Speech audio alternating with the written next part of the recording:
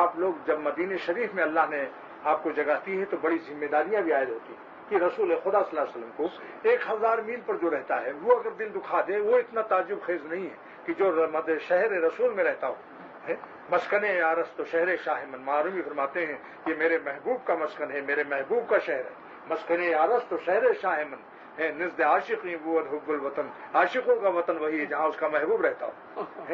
ایک گفت معشوق بعاشق فتح، ایک معشوق نے ایک جوان سے پوچھا، گفت معشوق بعاشق فتح، ایک معشوق نے اپنے عاشقوں سے پوچھا اس عاشق جوان سے کہ تو بغربت دیدئی بس شہرہا، تو نے پردیس سے بہت شہروں کو دیکھا، بس کدامی شہر جہاں خوش ترس، تو نے اتنے شہر دیکھے پردیس میں، کون سا شہر تجھ کو اچھا لگا؟ اس نے جواب دیا، معرومی کا کلام ہے دوستو، اولیاء اللہ کی باتیں سنا تھا.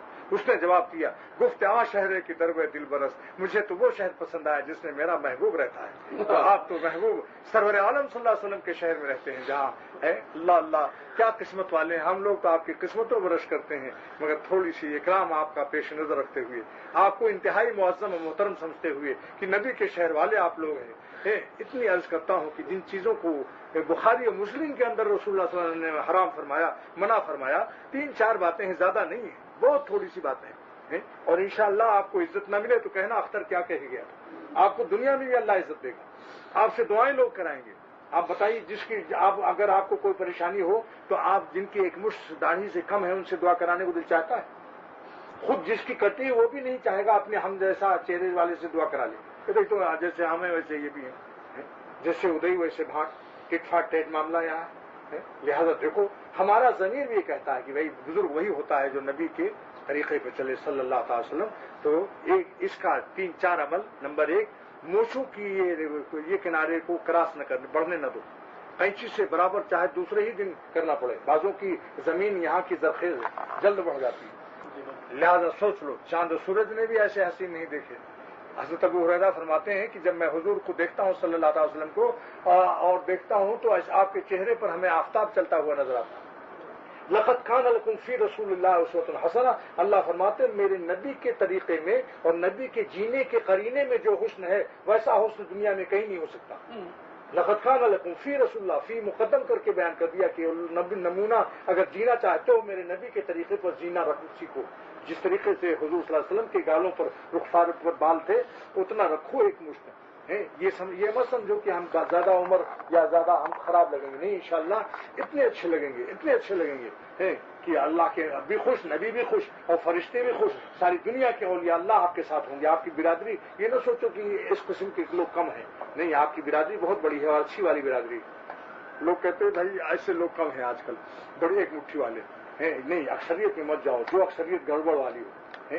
دیکھو میں نے بمبئی میں تقریر کی تھی کہ اکثریت کرتے ہو، یہ بتاؤ کہ کار والے زیادہ ہیں یا موٹر سائیکل والے؟ کہنے کے موٹر سائیکل والے. میں نے کہا بھائی اکثریت میں چلے جاؤ. معلوم ہوا کہ بڑھیا اقلیت میں آدمی آنا چاہتا ہے جو بڑھیا ہو. اکثریت خراب والی کو کوئی نہیں جانا چاہتا. سورج سے کوئی کہے کہ آپ ستاروں کی اکثریت میں آ جائیے، سورج آنا چاہے گا. شیر سے کہا جائے کہ لومڑیوں کی اکثریت میں آ جائیے، 10,000 لومڑی ہیں آپ کے جنگل میں، آپ اکیلے کیوں رہتے ہیں اقلیت میں، آپ لومڑی بن جائیے. تو کہے گا ارے یہ 10,000 لومڑیاں میرے ایک ہاؤں کروں گا سب کے تہخانے نکل جائیں گے.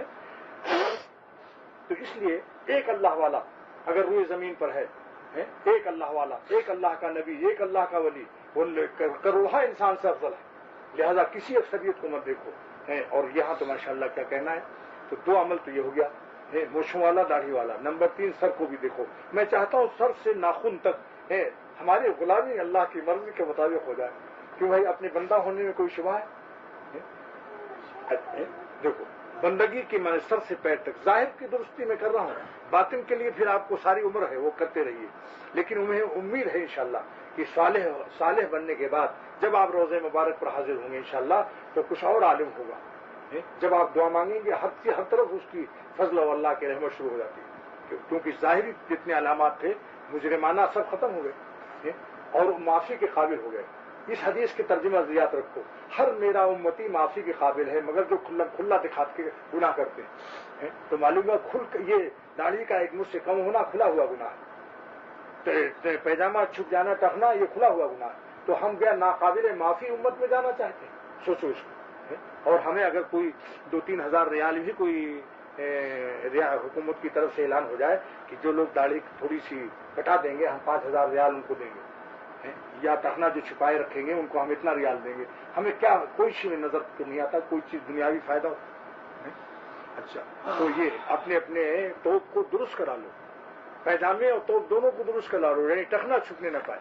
بخاری کی حدیث دیکھو اتنی مضبوط روایت، حضور فرماتے ہیں صلی اللہ علیہ وسلم کی ما اسفل من الکعبین من الازار ففی النار، جتنا حصہ چھپے گا ٹخنے سے اتنا حصہ جہنم میں جلے گا. یہ روایت بخاری شریف کی ہے. اے نبی کے عاشقوں اور رسول اللہ کے شہر میں رہنے والوں، خدا کے لیے اپنی جانوں پر رحم کرو اور اختر کو بھی دعا دو کہ میں کھل کے بیان کر رہا ہوں. حالانکہ اس میں خطرہ بھی ہوتا ہے. وظیفہ بیان کرنے والے میں مولوی کو آسانی ہوتی ہے کیونکہ اس میں وہ خود خوش ہو جاتے ہیں سب لوگ. یہ مضمون تلخ ہے، اس میں خطرہ بھی ہوتا ہے کہ بعض لوگ کہنے بھائی وہاں تو بڑا کڑوا کریلا کھلایا نیم چڑھا، لیکن ہم ہی کہتے ہیں ہم اس کو اپنی طرف سے حضور صلی اللہ علیہ وسلم کی محبت کی شیرینی لگا کر ہم پیش کریں، شوگر کوٹڈ کو پیش کر رہے ہیں. اس میں حضور صلی اللہ علیہ وسلم کی محبت، شہر مدینہ کی محبت کی چاشنی لگا رہا ہوں یا نہیں بتاؤ.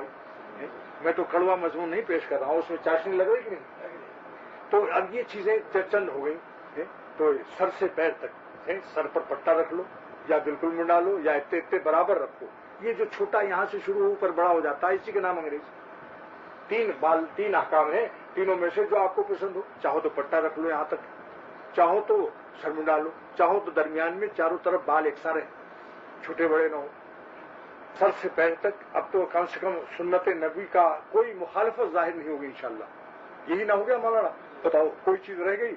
ناف سے گھٹنے تک چھپانا فرض ہے. لہذا باریک کرتا اگر پہنو تو دیکھو ایسا کہیں ناف نظر آ رہی. یہ بھی ذرا ایک مسئلہ خیال میں رہے. بعض لوگ حرم میں دیکھا ایسے گھٹنا کھولے یہاں تک اور قرآن پڑھا. بھائی گھٹنے جو ہے اس سطر میں شامل، اس کا چھپانا واجب. لیجیے صاحب ہو گیا چند مسئلے میں آپ لوگوں کو صالح بننے کا نسخہ مل گیا. اس کے بعد اتحیات میں والا عباد اللہ الصالحین جو ہوگا صاحب اولیاء اللہ کے دعائیں ملنی شروع ہو جائیں گی. اب آہستہ آہستہ. اچھا اب رہ گیا کہ اس کے بعد تھوڑا سا ایک پیٹرول پمپ پر گاڑی چلتے چلتے پیٹرول کم ہو جاتی ہے تو پیٹرول بھی لے لیتے ہیں. لہذا ایک محبت کا پیٹرول بھی عرض کی دیتا ہوں تاکہ ان چیزوں پر عمل آسان ہو جائے بلکہ مزیدار ہو جائے اور مست ہو جائے. جس دن توب اوپر ہوگا جس کا دیکھو دل میں محسوس کر لینا کہ ایک نور عظیم پیدا ہوگا قلب میں اور سرور پیدا ہوگا اس تصور سے کہ آج اللہ کے نبی کے فرمان پر مجھے عمل کی توفیق ہو. معمولی نعمت ہے، جان بھی دے دو تو بھی اس نعمت کا شکر ادا نہیں ہو سکتا. سمجھا نہیں؟